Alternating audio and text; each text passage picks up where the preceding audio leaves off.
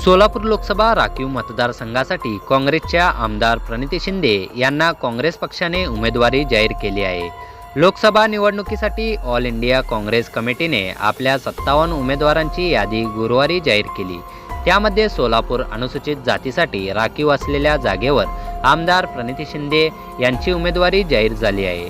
महाराष्ट्रातील 7 उमेदवारांमध्ये प्रणिती शिंदे यांचे सोलापूरसाठी नाव आहे।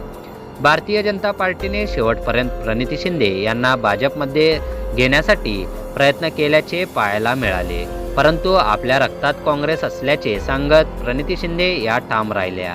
काँग्रेस पक्षाने त्यांच्या उमेदवारीवर अधिकृत शिक्कामोर्तब केल्याने आता भाजपला आपला उमेदवार घोषित करावा लागणार आहे। प्रणिती शिंदे यांनी यापूर्वीच मंगळवेढा, मोहोळ, दक्षिण सोलापूर, पंढरपूर, अक्कलकोट, उत्तर सोलापूर या तालुक्यांमध्ये आपला प्रचाराचा धडाका सुरू ठेवला आहे। ज्येष्ठ नेते सुशीलकुमार शिंदे हे सुद्धा प्रणिती शिंदे यांच्यासाठी प्रचार करताना दिसत आहेत। प्रणिती शिंदे यांच्या उमेदवारीमुळे सोलापूर लोकसभेची ही लढत अतिशय काट्यांची ठरणार हे मात्र नक्की।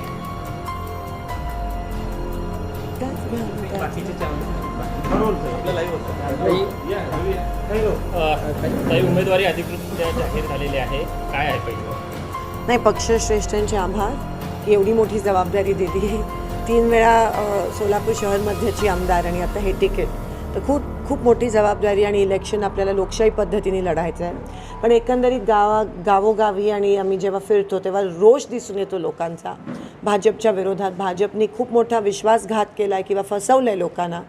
आणि सोलापूरचे विषय असतील, पाण्याचा असेल, एअरपोर्टचा असेल, शेतकऱ्यांचे विषय असतील, आरक्षणाचे विषय असतील, भाजपने फक्त गाजर त्या ठिकाणी दाखवलं आहे।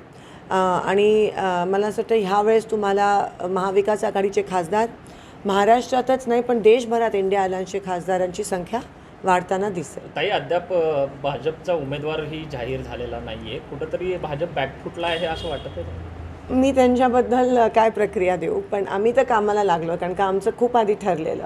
तर त्यांच्या इथे काय चाललं आहे मला माहीत नाही, पण आम्ही लोकांपर्यंत पोचतो आहे। आणि भाजप सरकार जे सारखं लोकांना खोटं सांगायचा प्रयत्न करते किंवा लोकांवर जाहिरातीच्या